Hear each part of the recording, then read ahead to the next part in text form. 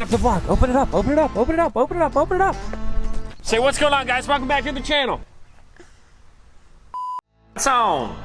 Good morning, guys. Welcome back to the channel. Welcome back to the vlog, and welcome to 6:30 a.m. morning here in the 80x60 pole building. Just got back from the morning workout in the RS6. I love taking that car in the morning. It just gets me super fired up, but some pre-workout also tends to help. I don't drink coffee before my workouts because it doesn't really settle in the stomach well, but the morning lifts for me are a crucial time to just get my mindset on track. I'm very, very obedient to my morning routine. I absolutely have to do it. Otherwise, I feel like my entire day's foundation is just a little unstable. When I make time in the morning for myself, it's like this calm that brings a confidence for the day, because at times we just can never prepare for what the day is going to bring. And I found that, yes, I like to abide by that phrase, the early bird gets the worm. I'm up by about 4:30 every single day in the gym by roughly 5:15. And I don't really lift to get big, I just lift to keep my body on track. Plus, I like to put good things into my body because I put premium in pretty much everything that I own. Why wouldn't I do the same for my body, which is going to carry me through enjoying all these awesome things that we're working for. All right, so I did get a little bit of footage yesterday that we're gonna kind of recap and scatter into the video here. Things are kind of somewhat filmed out of sequence, but I'm just so excited about what we've got going on because, guys, the OBS is back. It's right here in front of me. So let's rewind a little bit. Before we go any further, we gotta jump into the Denali, hook up to the trailer, and get going because we're already running late. In my typical form and fashion, on time is like 30 minutes late for me. If you know me, you know. But before we do that, guys,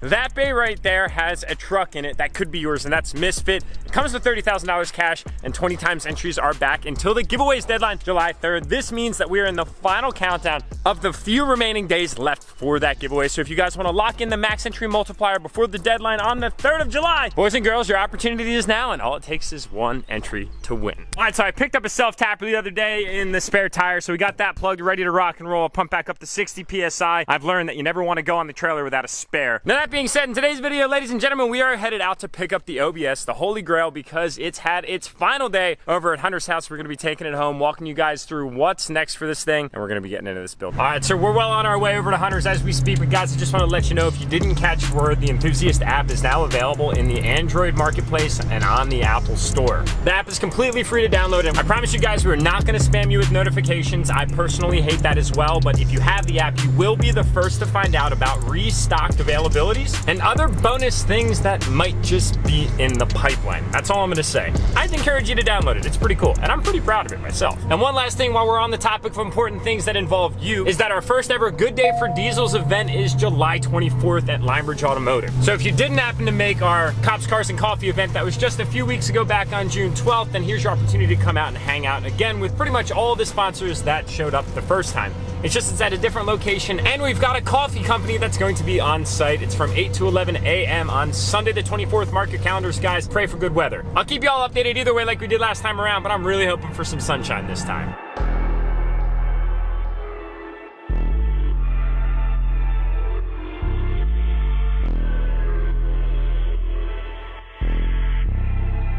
Yeah, they hate when you elevate.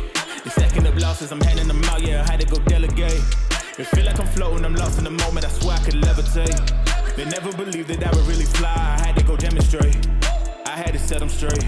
They hate when you elevate, elevate, elevate.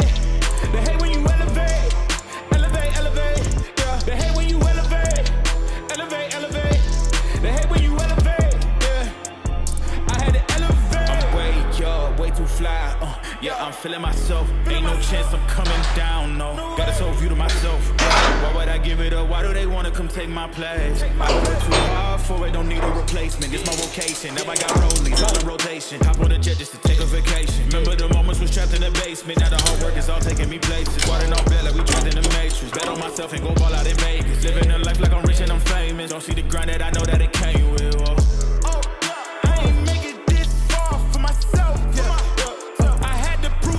So everyone's got to know, brother, how many hours you got in this thing? Somewhere close to 50, 80. Off camera, Hunter made a very, very bold statement. It had something to do with that iconic dude right up there. He said if he was to approach him and do another one of these, he would actually say no, which I actually don't believe at all.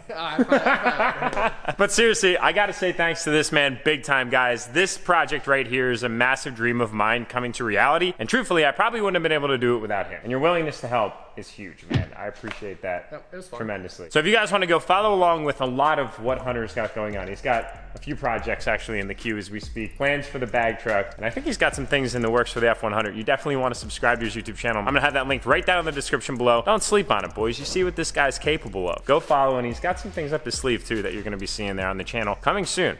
Keep your eyes peeled.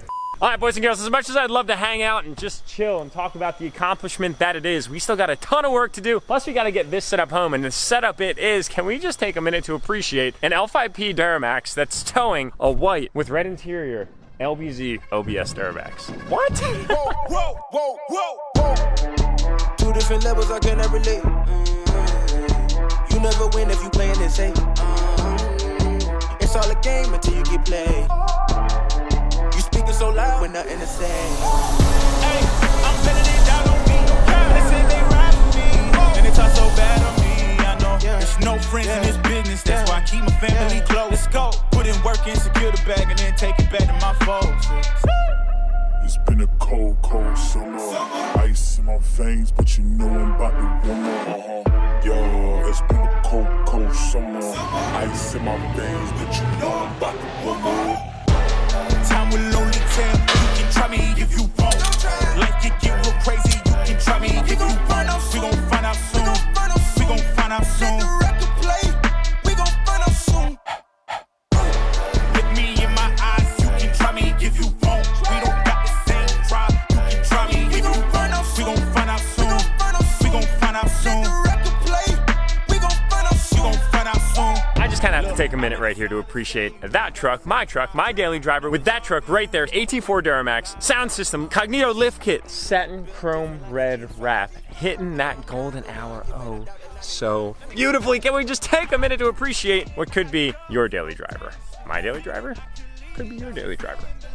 Question is, do you see yourself behind the wheel? And I can especially personally vouch for that truck because it was my daily driver before Sam offered me the opportunity to purchase this one, and I love that one so much that I wanted to see you jump behind the wheel.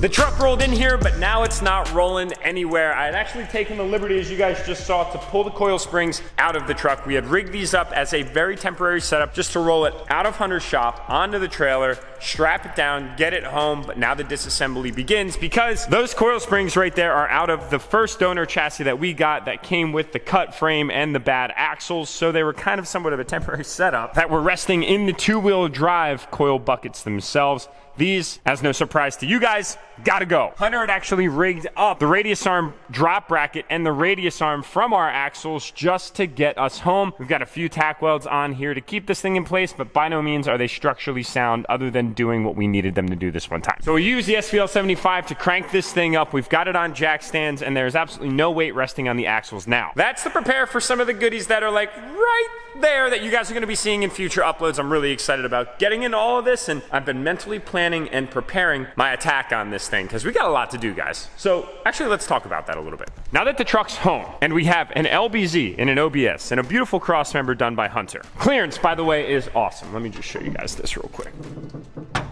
Yeah, we got room for activities and potentially a bigger turbo. What kind of turbo should we put on this thing, guys? Drop your comments below. I need to know. I've got some plans, I've got some ideas, I've got some talks going, but I still want your feedback. Oh, and it's probably important to note that, yes, the cross member is in as well. It's just not fully bolted down because the radius arm drop brackets are somewhat in the way. But the LBZ is not going anywhere. It's a 90,000 mile motor, and it is ready to have a lot of fun. So I gotta use this video to kind of somewhat just get you guys up to speed. We're not gonna be digging into this thing today, only because there's a lot of work to do, and I really don't wanna miss any crucial steps because I know you guys are invested in the details. So we've got electrical, we've got finalization of the powertrain, we've got finalization of the drivetrain, and we've got chassis and suspension. Electrical, we gotta get the motor wired up. This thing at the current point in time has absolutely no wiring harness. So the question is, how are we going to get this DURTYMAX motor running in a classic body style Ford? Luckily, I've got some tricks up my sleeve, which will be coming in a future upload. Secondly, powertrain. We gotta get other additional support components in here to support what will be a running LBZ DURTYMAX. Just a few things off the top of the head. There's a bunch of other components that are missing that I didn't get and that need put on before we go any further. Plus, we gotta figure out how we're going to get the battery back in here. We gotta hook up the AC. We gotta get the Ford brain connected to the LBZ brain. It should be quite quite interesting. Then we've got the drivetrain. Right now, the transmission's in and the four-wheel drive transfer case is up and mounted, but we don't have a drive shaft for the front or the rear, and we have no means of being able to actually select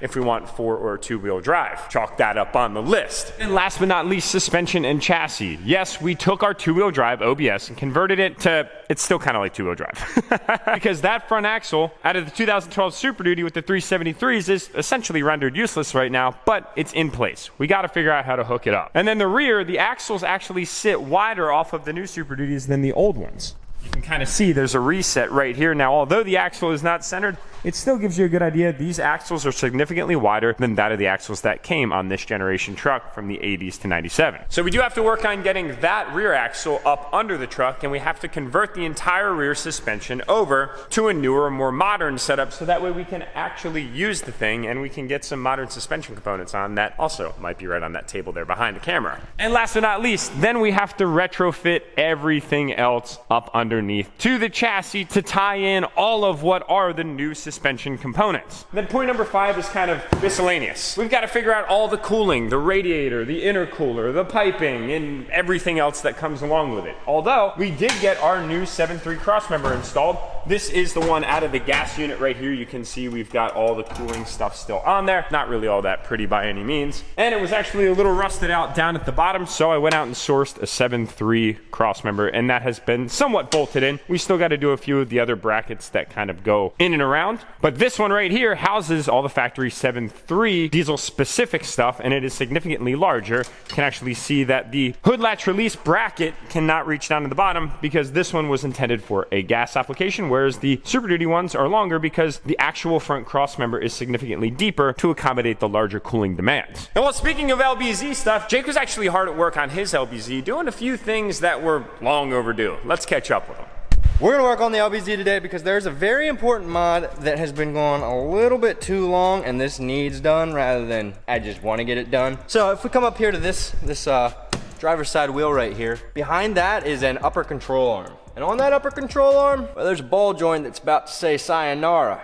So we're gonna fix that. We got ourselves a set of Cognito upper control arms with nice brand new bolt-in ball joints. I like the bolt-in style because it's much easier to change your ball joints in and out when this exact scenario happens and your ball joint starts to fail. Just a little bit easier. 4 bolts, it's in, versus sitting there with a ball joint press, messing with it, hopefully getting it out. The LBZ desperately needed these upper control arms, and I've been pushing it off for a while now, for no reason other than the fact that I just didn't feel like doing it. But finally, the driver's side started making some noise, so it's time to change those puppies.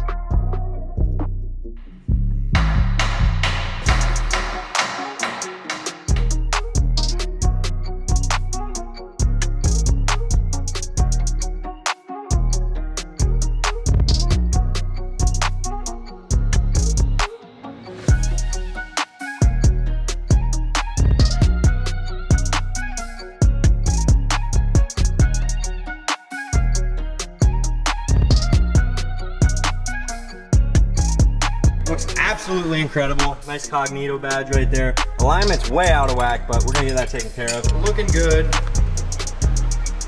And ready for the wheel to go back on and go to alignment. Holy crap. So that is the first time I have ever adjusted any sort of camber or caster bolts under pressure in the truck. And you guys that do alignments every day, shout out to you because that sucks. Now it is by no means anywhere near perfect. That's what a laser machine's for. However, I feel fairly confident in how close I got it to where it was to stock, that it should ride pretty good for a day or two. Till I get it over to E-Town Auto for Dave to take a look at, throw it up on the rack, and do his absolute laser alignment. Some of you at Diesels and Donuts were like, hey Jake, didn't you have like a brake cover reservoir, that, or a brake reservoir cover that like said enthusiast? And I was like, well, I did as a matter of fact, but it's missing for a very specific reason. We were using that, which is right there, obviously not in the engine bay, to color match our nice new upper control arms. So we got that all done, so that's gonna be the last thing we have to do here, and then we get to go take the LBZ out for a drive.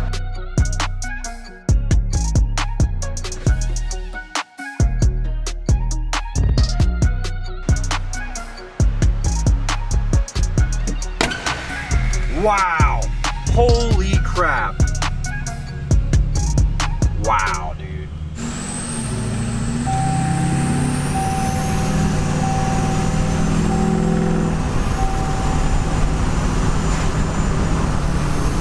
I always get butterflies on these first drives just because of the what ifs, what can happen. I triple check, quadruple check everything sometimes, but there's always that little what if. However, holy crap, guys. I knew those ball joints were clapped out, but I didn't realize they were this clapped out. Like I said, there had started to get some more slack in the steering, and it wasn't great. I'm gonna be honest with you, I'm like, what the heck? I just replaced all of these steering components. I mean, there's no play in the steering wheel. It feels nice and tight now. Not that I would ever take my hand off the steering wheel, but you could probably take your hand off the steering wheel and go relatively straight, maybe like right now. I feel like this is one of those customer states videos, like customer states, the car's been wandering a little bit, and then you get up front and take the wheel off and it's like completely missing an entire bearing, and it's like, well, yeah, no wonder your car's been wobbling a little. That's how I feel that ball joint was, but it's fixed now, so now we got a sweet new set of Cognito upper control arms and beautiful tracking on the steering wheel again. I think it's my favorite thing about these front independent suspension trucks is how straight they do track, unlike those solid axle trucks. No offense to the Dodge guys, no offense to the Ford guys. GMs just ride superior. All right, boys and girls, we covered a bunch of things, got y'all up to speed, and we're looking forward to jumping right into this OBS. I do know without a question of a doubt that this project is going to be a test for us. We've become extremely proficient in this style build, but getting into a project like this is quite interesting because you have three huge tides colliding. Obviously, most notable one is we've got a foreign motor in a foreign chassis. Then we've taken 05 plus axles and we've put them in a gas truck, and then we took a gas truck and converted it to diesel. So we're bringing 7.3 components in where need be, 05 plus Super Duty components in where need be, and DURTYMAX components in where need be. So needless to say, it's gonna be interesting. Bear with us on it. We're gonna try and make as much progress as fast as we possibly can. We also wanna make sure that we're extra methodical because we don't wanna do anything improperly, because my end goal in this truck is to create an 05 plus Super Duty driving experience in a classic body style with that DURTYMAX powertrain under the hood. And that's where we're gonna wrap up this upload, guys. Grab some entries for Dream Diesel Giveaway 25 if you haven't already. 20 times entries are live until the deadline. That is this giveaway's max multiplier, and Procrastination Nation, your window of opportunity is closed.